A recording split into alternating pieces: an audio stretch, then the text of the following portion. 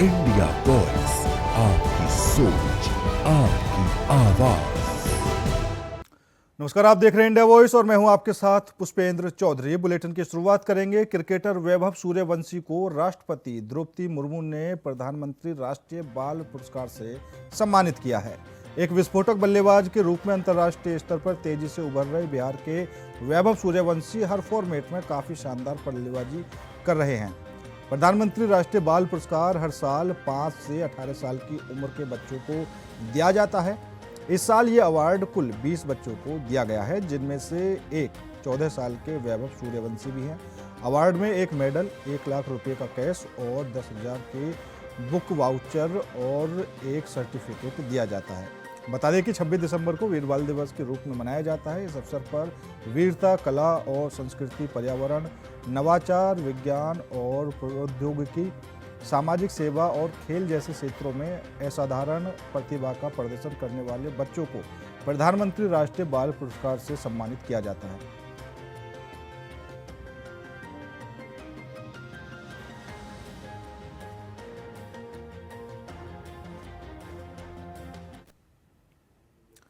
प्रधानमंत्री नरेंद्र मोदी आज दिल्ली में आयोजित वीर बाल दिवस कार्यक्रम में शामिल हुए। इस अवसर पर उन्होंने साहिबजादे बाबा जोरावर सिंह और बाबा फतेह सिंह के बलिदान को श्रद्धांजलि अर्पित की। पीएम मोदी ने कहा कि साहिबजादों की वीरता और त्याग देश के बच्चों और युवाओं के लिए प्रेरणा है। कार्यक्रम के दौरान प्रधानमंत्री राष्ट्रीय बाल पुरस्कार से सम्मानित बच्चों से भी संवाद किया। उन्होंने कहा कि वीर बाल दिवस आने वाली पीढ़ियों को साहस, देशभक्ति और नैतिक मूल्यों की सीख देता है।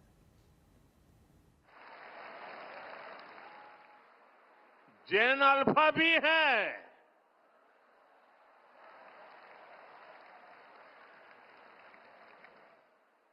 आपकी जनरेशन ही भारत को विकसित भारत के लक्ष्य तक ले जाएगी।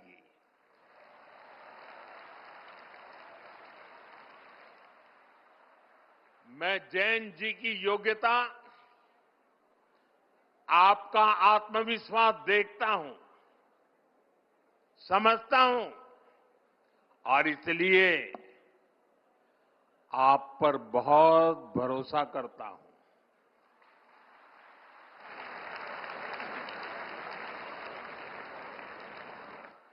हमारे यहां कहा गया है, बालादपि ग्रहीतव्यम युक्त मुक्तम मनीषी भी, अर्थात अगर छोटा बच्चा भी कोई बुद्धिमानी की बात करे तो उसे ग्रहण करना चाहिए।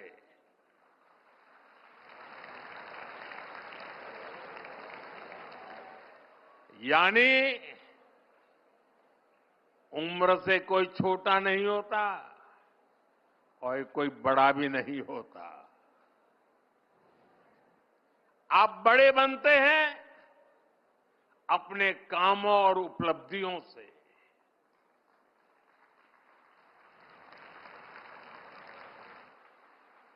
आप कम उम्र में भी ऐसे काम कर सकते हैं कि बाकी लोग आपसे प्रेरणा लें। आपने करके दिखाया है, लेकिन इन उपलब्धियों को अभी केवल एक शुरुआत के तौर पर देखना है। अभी आपको बहुत आगे बढ़ना है। अभी सपनों को आसमान तक लेकर जाना है और आप भाग्यशाली हैं। आप जिस पीढ़ी में जन्मे हैं, आपकी प्रतिभा के साथ देश मजबूती से खड़ा है।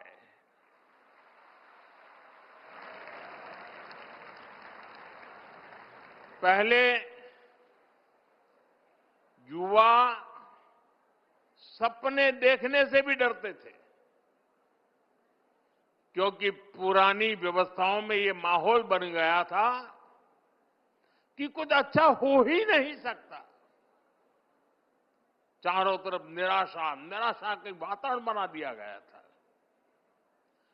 लोगों को यहां तक लगने लगा कि भाई मेहनत करके क्या फायदा है। लेकिन आज देश टैलेंट को, प्रतिभा को खोजता है, उन्हें मंच देता है। उनके सपनों के साथ 140 करोड़ देशवासियों की ताकत लग जाती है। डिजिटल इंडिया की सफलता के कारण आपके पास इंटरनेट की ताकत है, आपके पास सीखने के संसाधन है। जो साइंस, टेक और स्टार्टअप वर्ल्ड में जाना चाहते हैं, उनके लिए स्टार्टअप इंडिया जैसे मिशन है। जो स्पोर्ट्स में आगे बढ़ रहे हैं, उनके लिए खेलो इंडिया मिशन है। अभी 2 ही दिन पहले मैंने सांसद खेल महोत्सव में भी हिस्सा लिया। ऐसे तमाम मंच आपको आगे बढ़ाने के लिए हैं। आपको बस फोकस रहना है और इसके लिए जरूरी है कि आप शॉर्ट टर्म पॉपुलैरिटी की चमक दमक में न फंसें। ये तब होगा जब आपकी सोच स्पष्ट होगी, जब आपके सिद्धांत स्पष्ट होंगे। और इसलिए आपको अपने आदर्शों से सीखना है, देश की महान विभूतियों से सीखना है। आपको अपनी सफलता को केवल अपने तक सीमित नहीं मानना है। आपका लक्ष्य होना चाहिए, आपकी सफलता देश की सफलता बननी चाहिए। साथियों, आज युवाओं के सशक्तिकरण को ध्यान में रखकर नई पॉलिसी बनाई जा रही है। युवाओं को राष्ट्र निर्माण के केंद्र में रखा गया है। मेरा युवा भारत ऐसे प्लेटफॉर्म के माध्यम से युवाओं को जोड़ने, उन्हें अवसर देने और उनमें लीडरशिप स्किल विकसित कराने का प्रयास किया जा रहा है। स्पेस इकोनॉमी को आगे बढ़ाना, खेलों को प्रोत्साहित करना, फिनटेक और मैन्युफैक्चरिंग सेक्टर को विस्तार देना, स्किल डेवलपमेंट और इंटर्नशिप के अवसर तैयार करना, इस तरह के हर प्रयास के केंद्र में मेरे युवा साथी ही है। हर सेक्टर में युवाओं के लिए नए अवसर खुल रहे हैं। साथियों, आज भारत के सामने परिस्थितियां अभूतपूर्व है। आज भारत दुनिया के सबसे युवा देशों में से एक है। आने वाले 25 वर्ष भारत की दिशा तय करने वाले हैं। आजादी के बाद शायद पहली बार ऐसा हुआ है कि भारत की क्षमताएं, भारत की आकांक्षाएं और भारत से दुनिया की अपेक्षाएं तीनों एक साथ मिल रही है।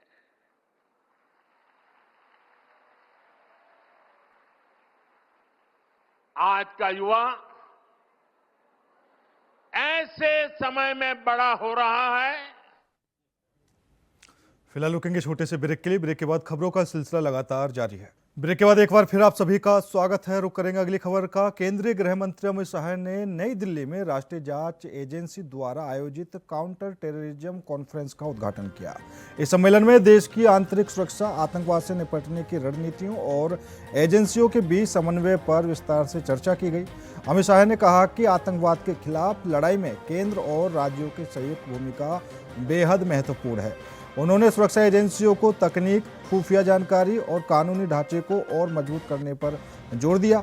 सम्मेलन में विभिन्न राज्यों के पुलिस महानिदेशक, केंद्रीय एजेंसियों के वरिष्ठ अधिकारी और सुरक्षा विशेषज्ञ शामिल हुए।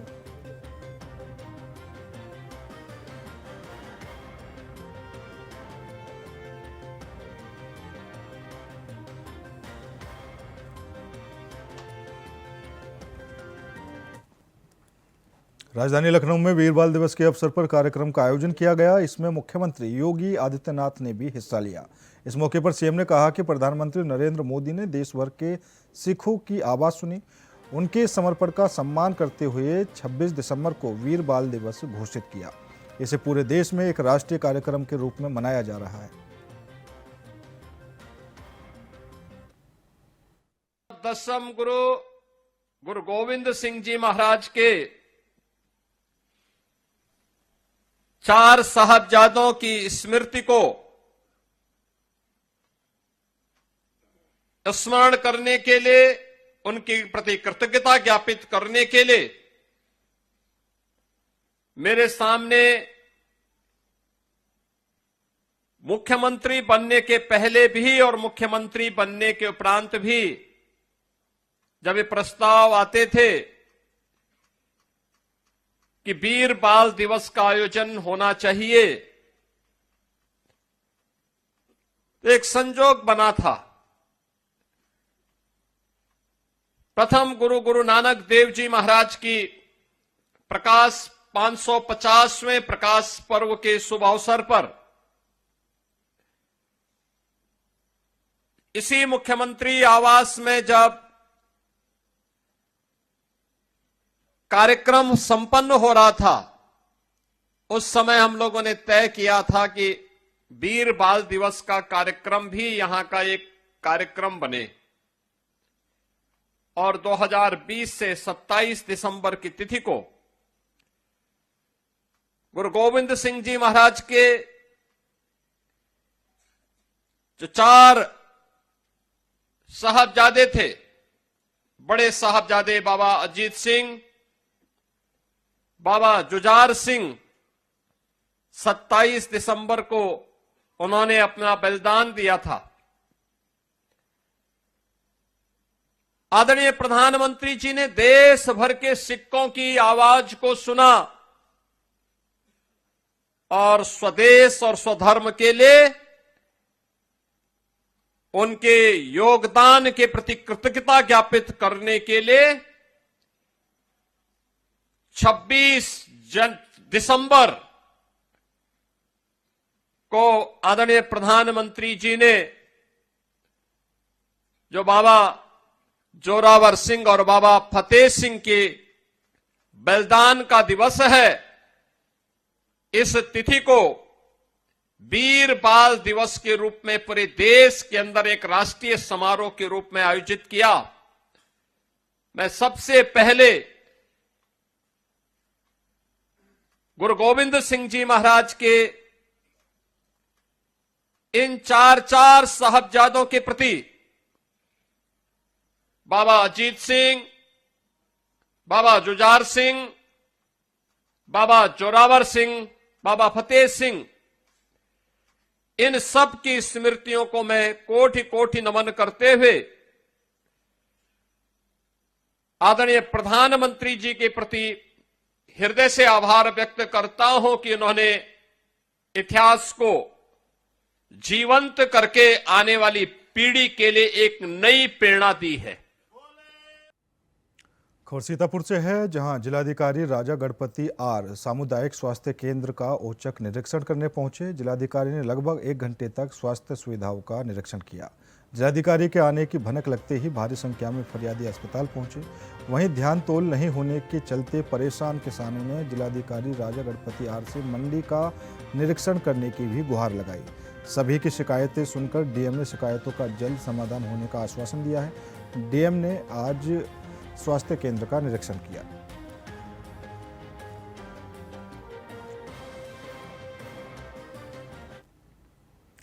उत्तर प्रदेश के महोबा में पुलिस और बदमाश के बीच हुई मुठभेड़ में 25,000 का इनामी गैंगस्टर पैर में गोली लगने से घायल हो गया। कबरी थाना क्षेत्र के धरौन गौशाला के पास मुठभेड़ में बदमाश को पुलिस ने दबोच लिया। लंबे समय से फरार चल रहे इस अपराधी को पुलिस और एसओजी की संयुक्त टीम ने गिरफ्तार कर जिला अस्पताल में भर्ती कराया है। फिलहाल पुलिस आगे की कार्रवाई में जुटी है।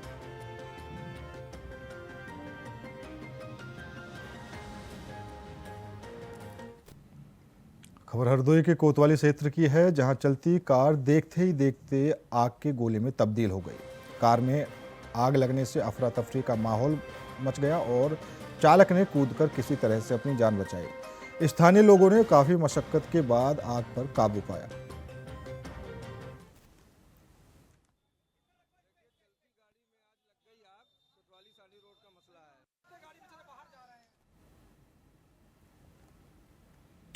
बलिया के रसड़ा थाना क्षेत्र में पुलिस ने हत्या के आरोपी 5 बदमाशों को गिरफ्तार किया है। स्वाट और सर्विलांस टीम के साथ पुलिस की संयुक्त कार्रवाई के दौरान मुडेरा रोड पर चेकिंग के समय संदिग्धों ने पुलिस पर हमला कर दिया। जवाबी फायरिंग में मंजीत सिंह और संदीप सिंह घायल हो गए, जिनके पैर में गोली लगी है। 3 अन्य बदमाशों को दौड़ाकर पकड़ा गया। गिरफ्तार आरोपियों के पास से असला, कारतूस और बाइक बरामद हुई है। घायल बदमाशों ने खुलासा किया कि राघोपुर चट्टी में संतोष सिंह की हत्या इन्हीं लोगों ने की थी। पुलिस सभी आरोपियों के खिलाफ विधिक कार्रवाई कर रही है। 26 दिसंबर 2025 को जनपद बलिया पुलिस द्वारा अपराध एवं अपराधियों पर नियंत्रण पर चलाए गए अभियान के क्रम में थाना रसड़ा पुलिस द्वारा कटौरा मोड़ के पास संदिग्ध वाहनों की चेकिंग की जा रही थी। इसी समय सामने से 2 मोटरसाइकिल पर कुछ बदमाश आते हुए दिखाई दिए। बदमाशों को पुलिस पार्टी द्वारा रुकने के लिए बोला गया, परंतु बदमाशों द्वारा अपनी बाइक मुड़ाकर वहां से भागने का प्रयास किया जाने लगा। पुलिस पार्टी से घिरता हुआ देख बदमाशों द्वारा पुलिस पार्टी पर जान से मारने की नीयत से फायर किया गया। पुलिस पार्टी द्वारा भी आत्मरक्षार्थ फायरिंग की गई, जिसमें 2 बदमाशों को गोली लगी और 3 बदमाश जो वहां से भागने का प्रयास कर रहे थे उन्हें पुलिस पार्टी और एसओजी टीम ने दौड़ाकर पकड़ लिया। घायल बदमाशों ने अपना नाम मंजीत सिंह और संदीप सिंह बताया, जो निवासी कासिमाबाद थाना गाजीपुर ज़िले के हैं, तथा दौड़ाकर पकड़े हुए बदमाशों ने अपना नाम प्रवीण सिंह, प्रभात सिंह और अतुल सिंह बताया, जो भी कासिमाबाद थाना निवासी गाजीपुर हैं। इसके अलावा घायल बदमाशों से पूछताछ के दौरान उन्होंने बताया कि दिनांक 25/12/2025 को करीब रात के 9 बजे राघोपुर चट्टी थाना रसड़ा में संतोष सिंह की भी हत्या इन्हीं के द्वारा की गई है। घायल बदमाशों के पास से 1 अदद 32 बोर पिस्टल बरामद हुई है तथा 2 अदद खोखा कारतूस तथा 2 अदद जिंदा कारतूस बरामद हुए हैं। इसके अलावा बदमाशों के पास से एक 315 बोर का कट्टा, 1 अदद जिंदा कारतूस तथा 2 अदद खोखा कारतूस बरामद हुए हैं। बदमाशों के पास से घटना में प्रयुक्त एक स्प्लेंडर मोटरसाइकिल तथा एक अपाचे मोटरसाइकिल भी बरामद की गई है। घायलों को प्राथमिक उपचार के लिए सीएचसी रसड़ा भेज दिया गया है। मौके पर फॉरेंसिक टीम को बुला लिया गया है। मौके पर शांति व्यवस्था है तथा अग्रिम विधिक कार्रवाई। फिलहाल मेरे साथ इस बुलेटिन में इतना ही। बाकी देश और दुनिया की तमाम खबरों के लिए देखते रहिए इंडिया वॉइस।